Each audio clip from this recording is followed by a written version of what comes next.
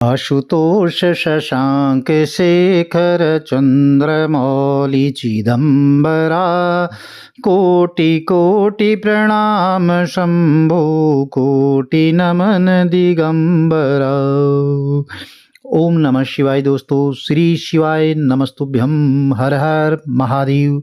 प्रिय भक्तजनों, आज सोमवार का दिन है, बहुत ही पवित्र दिन है। सोम प्रदोष व्रत भी है और मासिक शिवरात्रि भी है। ऐसे में आज आप भगवान भोलेनाथ के पूजा करते हैं और व्रत रखते हैं सोमवार का, तो आपको जो है मनोवांछित फलों की प्राप्ति होती है। माघ का पवित्र महीना भी चल रहा है। सोमवार के व्रत में साधारण तौर पर व्रत दिन के तीसरे पहर तक होता है। व्रत में फलाहार या पारण का कोई विशेष विधान नहीं है, नियम नहीं है, लेकिन यह आवश्यक है कि दिन रात में केवल एक समय ही भोजन किया जाता है। और सोमवार के व्रत में भगवान भोलेनाथ के साथ साथ माता पार्वती का पूजन भी करना चाहिए।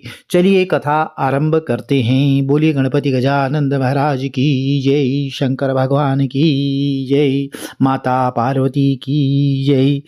एक बहुत ही धनवान साहूकार था, जिसके घर धन आदि किसी प्रकार की कभी कोई कमी नहीं रहती थी। लेकिन उसको एक दुख था कि उसके कोई संतान नहीं थी, कोई पुत्र नहीं था। वैसी चिंता में रात दिन लगा रहता था।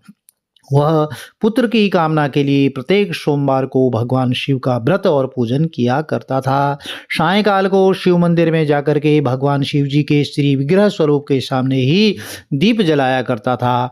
और उसके इस भक्ति भाव को देख करके एक समय माता पार्वती जी ने भगवान भोलेनाथ से कहा कि हे महाराज, यह साहूकार आपका बहुत ही बड़ा भक्त है और सदैव आपका व्रत और पूजन बड़ी श्रद्धा भाव से किया करता है, तो आपको इसकी मनोकामना तो अवश्य ही पूर्ण करनी चाहिए। तो माता पार्वती को भगवान भोलेनाथ ने कहा कि हे पार्वती, यह संसार कर्म क्षेत्र है।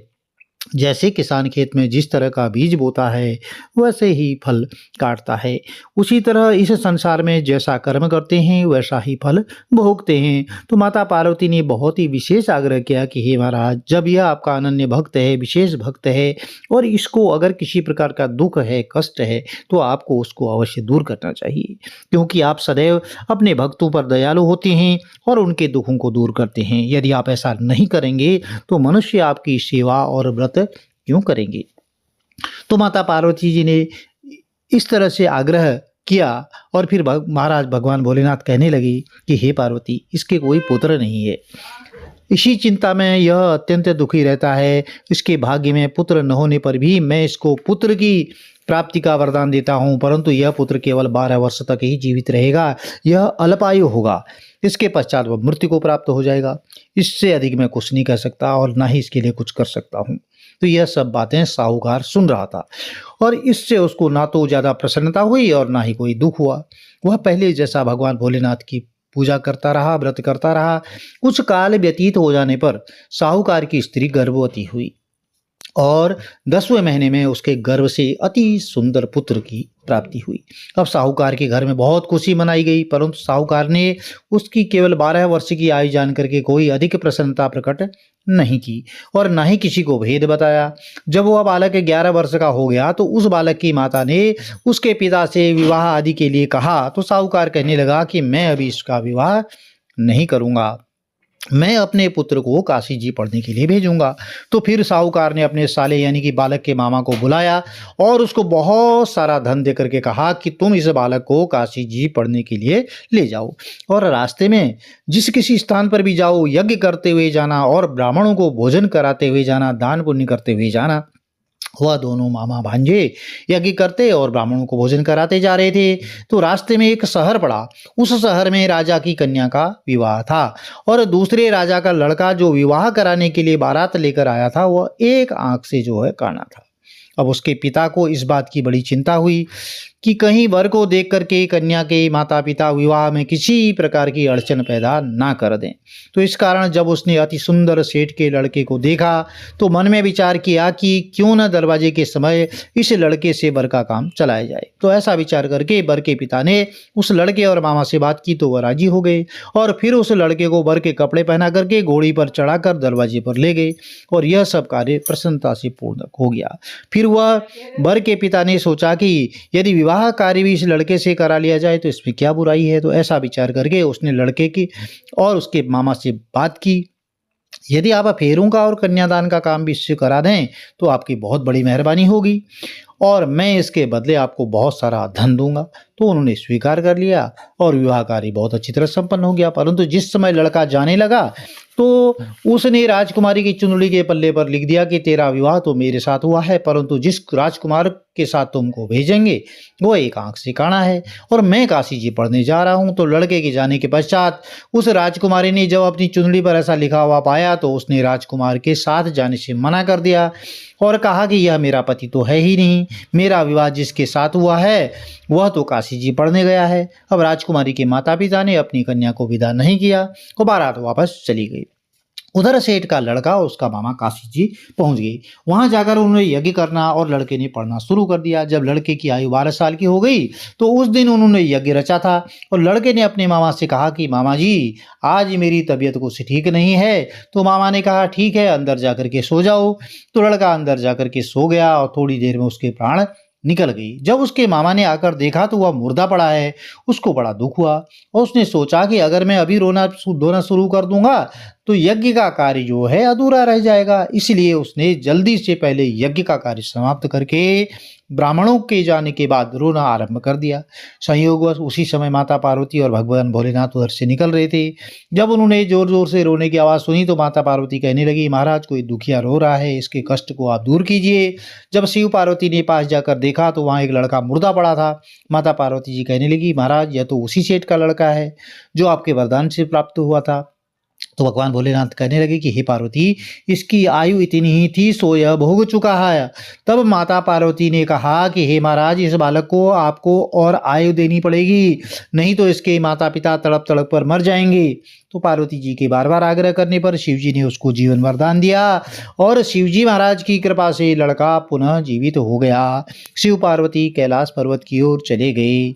तब वह लड़का और मामा उसी प्रकार यज्ञ करते हुए ब्राह्मणों को भोजन कराते अपने घर की ओर चल पड़े। रास्ते में उसी शहर में आए जहां उसका विवाह हुआ था। वहां पर आकर के उन्होंने यज्ञ आरंभ कर दिया। तो उस लड़के के ससुर ने उसको पहचान लिया और अपने महल में ले जाकर के उसकी बहुत बड़ी खातिरदारी की।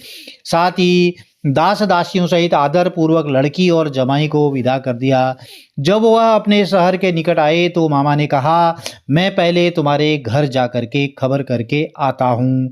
जब उस लड़के का मामा घर पहुंचा तो लड़के के माता पिता घर की छत पर बैठे थे और यह प्रण कर रखा था कि यदि हमारा पुत्र सकुशल लौट आया तो हम राजी खुशी नीचे आ जाएंगे, नहीं तो छत से गिर करके अपने प्राण खो देंगे।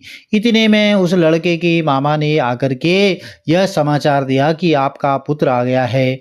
तो उनको विश्वास नहीं आया और तब उसके मामा ने शपथ पूर्वक कहा कि आपका पुत्र अपनी स्त्री के साथ बहुत सारा धन लेकर के आया है। तो सेठ ने आनंद के साथ उसका स्वागत किया और बड़ी प्रसन्नता के साथ रहने लगी। इसी प्रकार से जो भी भक्त सोमवार का व्रत करता है अथवा इस कथा को सुनता है, पढ़ता है या सुनाता है, ओंकारा भरता है, उसकी समस्त मनोकामनाएं पूर्ण होती हैं। बोलिए शंकर भगवान की जय। प्रिय भक्तों आज सोम प्रदोष है तो प्रदोष व्रत कथा भी श्रवण कर लेते हैं। पूर्व काल में एक ब्राह्मणी अपने पति की मृत्यु के पश्चात निराधार होकर भिक्षा मांगने लग गई। वह प्रातः होते ही अपने पुत्र को साथ लेकर के बाहर निकल जाती है और संध्या होने पर घर वापस लौटती। एक समय उसको विदर्भ देश का राजकुमार मिला जिसके पिता के शत्रुओं ने उसको मार करके राज्य से बाहर निकाल लिया था। इस कारण वह मारा मारा फिरता था। ब्राह्मणी उसे अपने साथ घर ले गई और उसका लालन पालन पोषण करने लगी। एक दिन उन दोनों बालकों के वन में खेलते खेलते गंधर्व कन्याओं को देखा। अब ब्राह्मण का बालक तो अपने घर आ गया परंतु राजकुमार साथ नहीं आया क्योंकि वह अंशुमति नाम की गंधर्व कन्या से बातें करने लगा था। दूसरे दिन फिर वह अपने घर से आया और वहां पर अंशुमति अपने माता पिता के साथ बैठी थी। तो उधर ब्राह्मणी ऋषियों की आज्ञा से प्रदोष का व्रत करती थी। कुछ दिन पश्चात अंशुमति के माता पिता ने राजकुमार से कहा कि तुम विदर्भ देश के राजकुमार धर्मगुप्त हो, हम श्री भगवान भोलेनाथ की आज्ञा से अपनी पुत्री अंशुमति का विवाह तुम्हारे साथ करना चाहते हैं। तो फिर राजकुमार का विवाह अंशुमति के साथ हो गया। बाद में राजकुमार ने गंधर्व राज की सेना की सहायता से विदर्भ देश पर अपना अधिकार कर लिया और ब्राह्मण के पुत्र को अपना मंत्री बना लिया। यथार्थ में यह सब उस ब्राह्मणी के प्रदोष व्रत करने का ही फल था। बस उसी समय से यह प्रदोष व्रत प्रतिष्ठित हुआ। ये भक्तजनों, यह छोटी सी कथा थी। आपको यदि कथा अच्छी लगी तो चैनल को लाइक कीजिए, शेयर कीजिए, सब्सक्राइब कीजिए, साथ में बेल आइकन अवश्य प्रेस कर दीजिए, जिससे कि आने वाली वीडियोज की अन्य कथाओं की नोटिफिकेशंस आपको ठीक समय पर मिलती रहे। भगवान भोलेनाथ का आशीर्वाद, गणपति गजानंद महाराज का आशीर्वाद आपके कुटुंब में, परिवार में सदैव बना रहे। हर हर महादेव, जय माता दी।